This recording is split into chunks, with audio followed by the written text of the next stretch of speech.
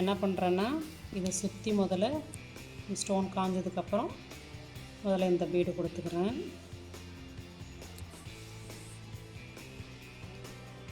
அதுக்கப்புறமேட்டு நம்ம என்ன பண்ண போகிறோம் அப்படின்னா ஒரு பெட்டல்ஸாக ஃபில் பண்ணுவோம். ஓகேங்களா? நீங்கள் இது லாஸ்ட்டாக கூட கொடுத்துக்கலாம். நான் ஃபஸ்ட்டே கொடுக்குறேன்.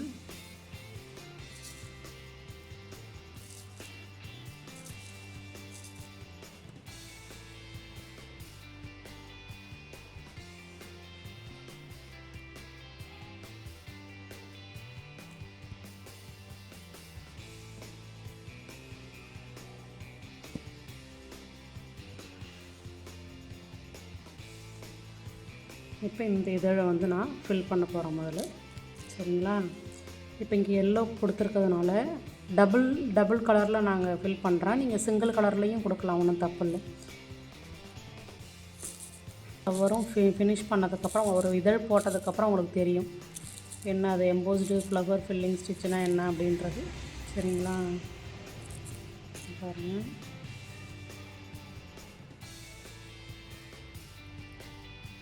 முதல்ல எவ்வளோ தேவைன்றதை பார்த்துட்டு இப்போ நான் டபுள் கலரில் கொடுக்கறதுனால ஒரு 4 பீடு ரெட்டும் பிங்க்கு, அடுத்து எல்லோ எடுத்துக்கிறேன். இங்கே பாருங்கள், எப்போதுமே சென்டர் பாயிண்ட்லேருந்து தான் நம்ம வந்து போடணும். ஓகேங்களா? இந்த பூவை நெருக்க கொடுத்துக்கிறீங்க அப்படின்னா அதுக்கு தகுந்த மாதிரி பீடு எடுத்துக்கணும். இல்லை அப்படின்னா நம்ம இப்போ அந்த பூ ஷேப்புக்கு இல்லாமல் நம்ம மார்க்கிங் பண்ணியும் கொடுக்கலாம். பாருங்களா, அந்த அவுட்லைன் மட்டும் மார்க்கிங் பண்ணிக்கிங்க. அவுட்லைனை தாண்டி நம்ம வேறு எங்கேயும் வெளில போகாதபடி மார்க் பண்ணிக்கிட்டிங்கன்னா உங்களுக்கு அந்த கோட்டை தாண்டி போகாது, அந்த கர்வ் அழகாக வந்துடும். ஸ்டோன் ஒட்டும் போது நம்ம மார்க் பண்ணணும்னு அவசியம் இல்லை. ஸ்டோன் ஒட்டிட்டு நம்ம பீடு ஃபில் பண்ணும்போது இதுமாரி மார்க் பண்ணிக்கோங்க. மார்க் பண்ணிக்கிட்டிங்கன்னா உங்களுக்கு அந்த ஷேப் கரெக்டாக கிடைக்கும். சரிங்களா? முடித்த உடனே என்ன பண்ணணுன்னா நம்ம எப்போதுமே ஃப்ளவர் போடுற மாதிரி தான் பேக் வந்துட்டு திரும்ப ஸ்டார்டிங் நோட்லேருந்து தான் ஆரம்பிக்கணும். ஓகேங்களா? லைட்டாக உள்ளே போயிட்டு ஒரு லாக் பண்ணிவிட்டு திருப்பிக்கோங்க.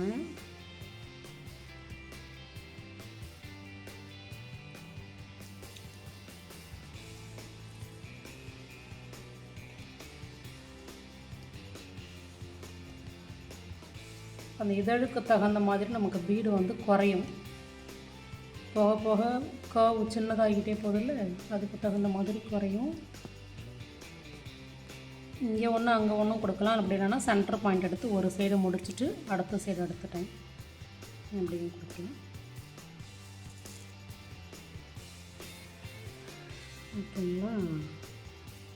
இப்போ ஒரு பீடு கம்மி பண்ணிக்கணும்.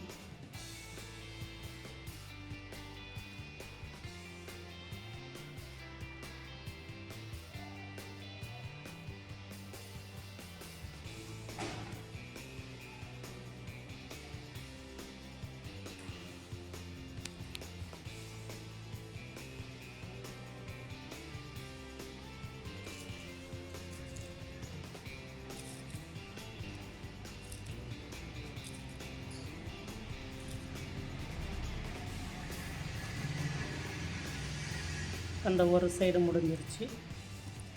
அடுத்த இதழுக்கு நம்ம போட செட் ஆகாது. சரிங்களா? இப்போ இதுலேயுமே அந்த வளைவு அழகாக வரல. அப்போ என்ன செய்யலாம்னா ஸ்டோன் ஒட்டி காஞ்சிடுச்சு. காஞ்சதுக்கப்புறம் என்ன செய்கிறீங்கன்னா லைட்டாக நம்ம பென்சிலால் கொடுத்தா போதும். இந்த ஸ்டோனை ஒட்டி தான் நம்ம ஸ்டிச்சு கொடுப்போம். அதனால் நீங்கள் இவ்வளோ பெரிய மார்க்கிங் பண்ணணும்னு அவசியம் இல்லை. சரிங்களா? அதை ஒட்டி மார்க்கிங் பண்ணிக்கிட்டால் போதும். ஒரே ஒரு லைன் மார்க்கிங் பண்ணிக்கிட்டால் போதும். பென்சிலோட மார்க்கிங் பண்ணதுக்கப்புறம் மோஸ்ட்டாக நீங்கள் என்ன பண்ணுறீங்க அப்படின்னா இந்த சைடில் இருந்தே பீட்ஸ் எடுத்து ஸ்டிச்சிங் கொடுத்துக்கோங்க. உங்களுக்கு அந்த கர்வி அழகாக வரும். இந்த சைட்லேருந்து கொடுக்கலாம். ஒரு இது நான் கொடுத்து காமிக்கிறேன். நமக்கு இப்போ நான் டபுள் கலரில் கொடுக்க போகிறேன். செகண்டாக இருக்கிற பீடை வந்து ஃபஸ்ட்டு கோத்துக்கோங்க. ஃபஸ்ட்டு கொடுக்க வேண்டிய பீடை செகண்டு கோத்துக்கோங்க. சரிங்களா? போடும்போது உங்களுக்கு புரியும். இங்கே பாருங்கள். இப்போ நான் வந்து ஃபஸ்ட்டு வர பீடை வந்து செகண்டாக கோத்தேன்னே, இப்போ ஃபஸ்ட்டு வந்துடுச்சு பாருங்கள். 4 பீடு வந்து பிங்க்கு. இப்போ அதை ஒட்டி குத்தும்போது நமக்கு எத்தனை பீடு வருதோ அத்தனை பீடுக்கு தகுந்த மாதிரி. இப்போ 3 பீடு நான் 4 பீடு எடுத்தேன். ஆனால் இதை ஒட்டி 3 பீடு தான் வருது. அதனால் 3 பீடோடே நிறுத்திக்கிறேன். இப்போ இதில் வந்து நம்ம என்ன செய்யலாம் அப்படின்னா, கண்டினியூஸாக இங்கேருந்தே கூட கொடுத்துக்கலாம். ஒன்றும் தப்பு இல்லை. இப்போ செகண்டாக கொடுக்க வேண்டியது ஃபஸ்ட்டாக கொடுக்க வேண்டிய பீடை செகண்டாகவும் நீடில் கோத்துக்கிறீங்க. கோத்ததுக்கப்புறம் ஸ்டிச்சிங் கொடுக்குறீங்க. பாருங்கள். இப்போ நமக்கு பீடு அதிகமாக இருக்குது. அப்போ ஒரு பீடை எடுத்துடணும். எடுத்துட்டு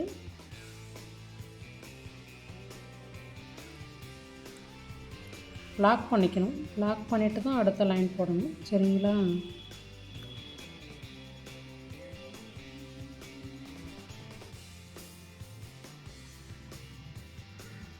அடுத்த லைனு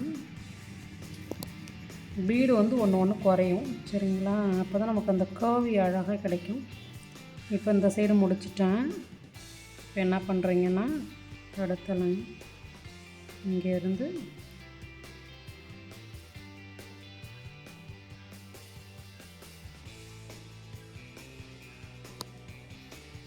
த்ரீ பீடு எல்லோ,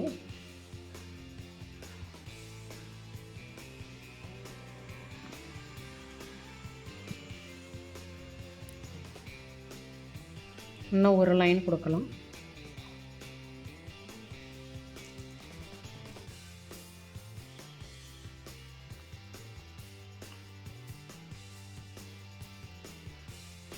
ஓகேங்களா? இப்போ ஒரு இதழ் முடிச்சாச்சுங்களா? அந்த கர்வ் அழகாக வருதுங்களா? இப்போ எம்போஸ்டாகவும் இருக்குது. இந்த இதழ் வந்து எம்போஸ்டாகவும் இருக்குது. அப்படியே திரும்ப கண்டினியூஸாக, ஏன்னா நம்ம பீடு கொடுக்கும்போது உங்களுக்கு உள்ளே ஒரு த்ரெட்டு மறைஞ்சிரும். கண்டினியூஸாக அடுத்த லைன் வந்து சென்டர் பாயிண்ட் எடுத்து தான் எப்போதுமே போடணும். நீங்கள் ஓரத்துலேருந்து போட்டால் உங்களுக்கு கரெக்டாக வராது.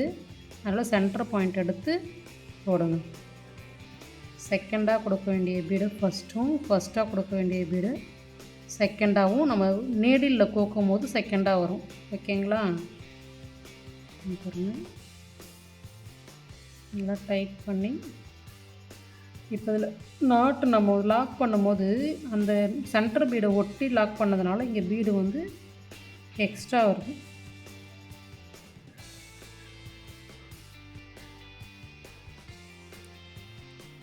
இப்போ கரெக்டாக இருக்கா?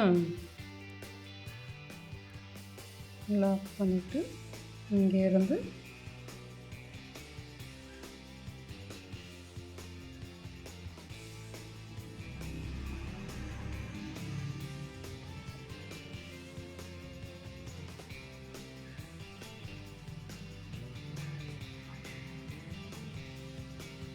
ரொம்ப அதிகமாக வருது. பீடுக்கு தகுந்த மாதிரி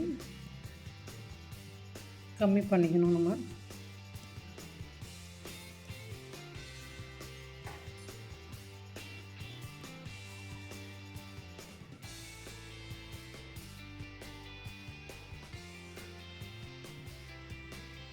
இந்த கர்வி வரல. நம்ம என்ன செய்யணும்னா,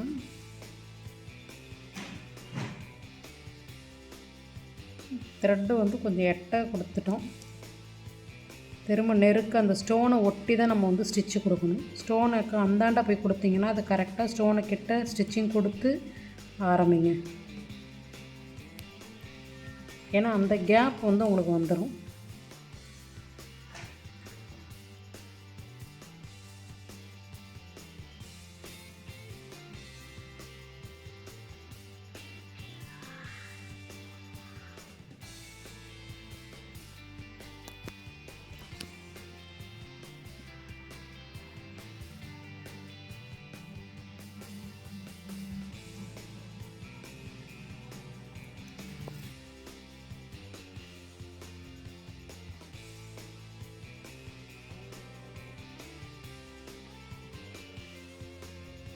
இந்த இதழும் முடிச்சாச்சு.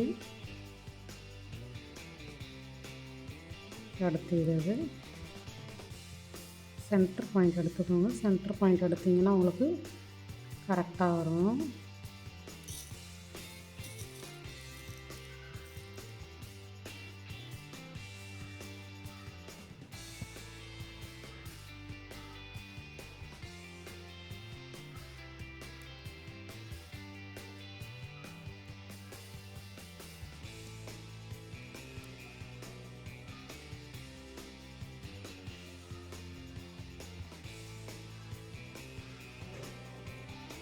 கரெக்டாக ஸ்டோனை ஒட்டி நல்லா லாக் பண்ணிவிட்டு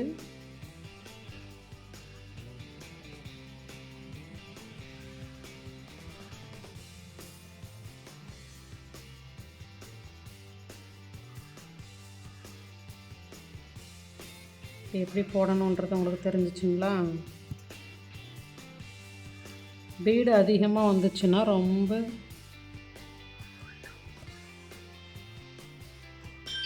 ஊற்றிட்டுருக்கும். ட்ரை பண்ணிக்கணும்.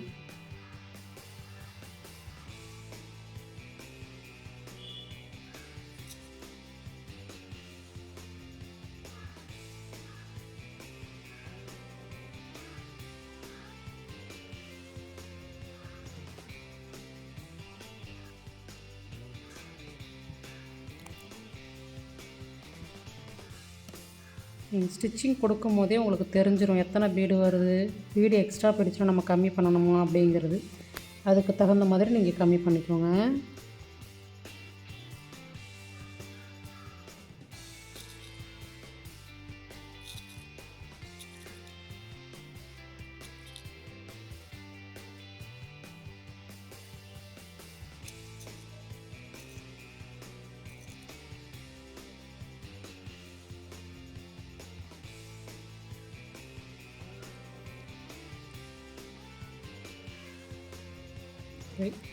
ஒரு பீடு அதிகமாக போகுது, அந்த ஒரு பீடை கம்மி பண்ணிவிட்டு அப்படியே ஸ்டிச்சிங் கொடுக்க வேண்டியதான்.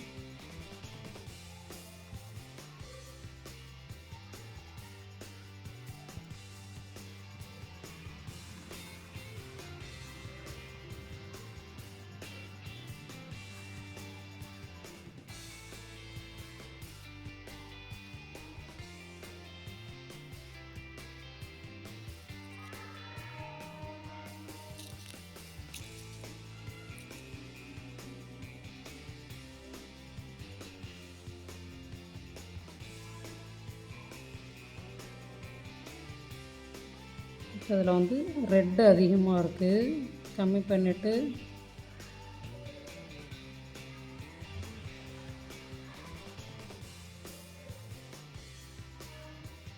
உங்களுக்கு ஈக்குவல் ஆகிடும். நம்மளே அட்ஜஸ்ட் பண்ணிக்கணும் அதுக்கு தகுந்த மாதிரி. சரிங்களா?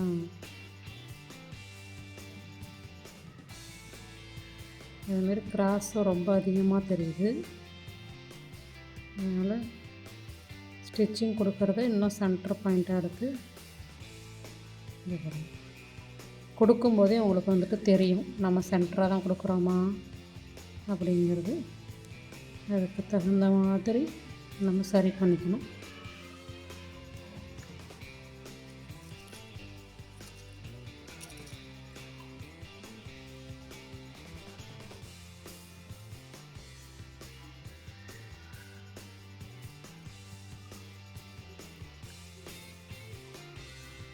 பார்த்து பொறுமையாக போடுங்க. ஃபுல்லாக எல்லா இதழும் முடித்ததுக்கப்புறம் என்ன பண்ணுறீங்கன்னா ஜரியால் அவுட்லைன் கொடுக்கலாம். ஜரியாலையும் கொடுக்கலாம், பீடாலையும் கொடுக்கலாம். எது செட் ஆகுதோ உங்களுக்கு அதுக்கு தகுந்த மாதிரி கொடுத்துக்கோங்க.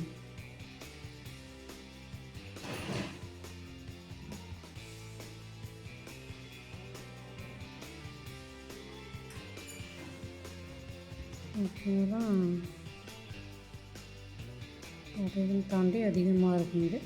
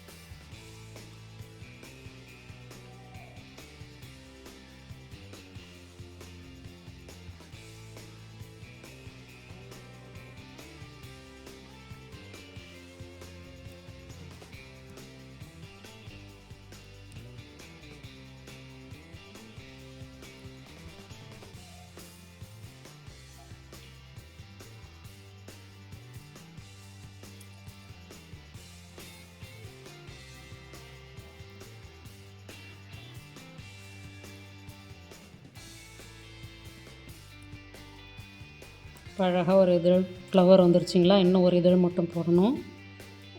இதே சேம் கான்செப்ட் தான். அதையும் ஃபினிஷ் பண்ணிவிட்டு நம்ம என்ன பண்ணுவோன்னா ஜரியால் அவுட்லைன் கொடுப்போம். சரிங்களா?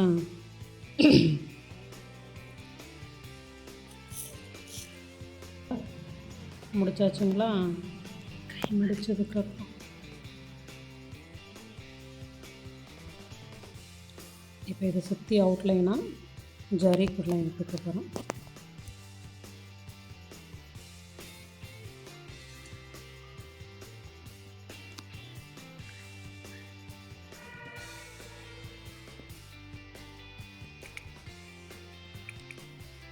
நம்ம பீடும் கொடுக்கலாம், த்ரெட் ஒர்க்கும் கொடுக்கலாம், நம்ம விருப்பம்தான். சரிங்களா? அழகாக அதை சுற்றி டபுள் செயினாக கூட கொடுத்துக்குங்க, அப்போ தான் வந்து எம்போஸ்டாக தெரியும்.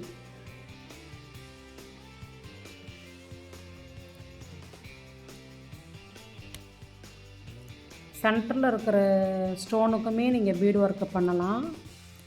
அப்படி இல்லைன்னா அதை சுற்றி பீடு ஒர்க் கொடுத்துட்டு அந்த ஸ்டோன் தெரிகிற மாதிரி கூட விட்டுறலாம். நம்ம விருப்பம்தான், நம்ம விருப்பத்துக்கு தகுந்த மாதிரி.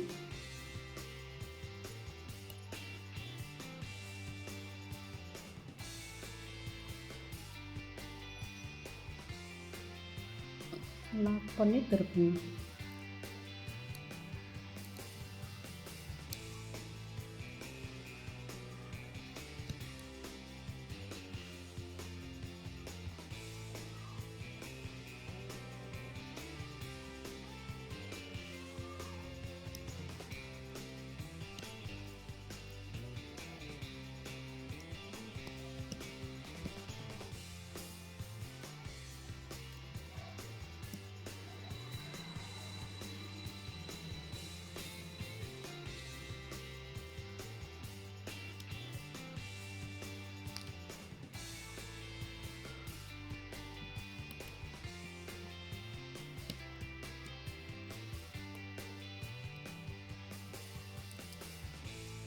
இது மேலேயே இன்னொரு லைன் கொடுத்துட்டு டபுள் செயினாக கொடுத்துருங்க. நான் இந்த பீடை ஸ்டோனை சுற்றியும் உங்களுக்கு கொடுக்குறேன் பாருங்கள். நம்ம இன்னும் கொஞ்சம் இதில் இடையில வந்து பீடு கொடுக்கணுன்னா அதுக்கு தகுந்த மாதிரி கேப் விட்டு கூட போட்டுக்கலாம். சரிங்களா?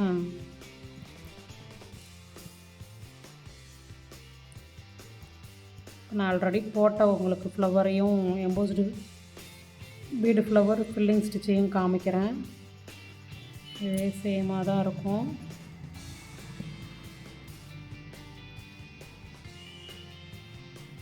பேட்ச் ஒர்க்கில் நீங்கள் அதை போட்டுட்டு தான் அதை அவுட்லைனாக கிளாத்தை கட் பண்ணி எடுத்து பேட்ச் ஒர்க்காக பண்ணுவீங்க. அந்த பேட்ச் ஒர்க் எப்படிங்கிறத நம்ம பின்னாடி பார்க்கலாம். சரிங்களா? இப்போதைக்கு நம்ம எம்போஸ்டு ஃப்ளவர் ஃபில்லிங் ஸ்டிச் எப்படி கொடுக்கணும் அப்படிங்கிறத மட்டும் பார்த்துக்குறீங்க. ஒரு ப்ளவுஸில் நம்ம இதே மாதிரி ஸ்டோன் ஒட்டி த்ரெட் ஒர்க், அழகாக பீடு ஒர்க்கு, த்ரெட் ஒர்க்கு செய்யலாம். சரிங்களா? ஏற்கனவே போட்டதையும் காமிக்கிறேன்.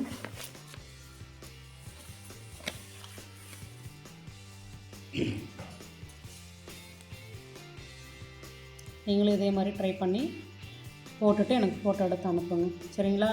நம்ம எந்தளவு டைட்டு கொடுக்குறோமோ அந்தளவு இது வந்து அழகாக இருக்கும் அந்த பீடு. நன்றி, வணக்கம்.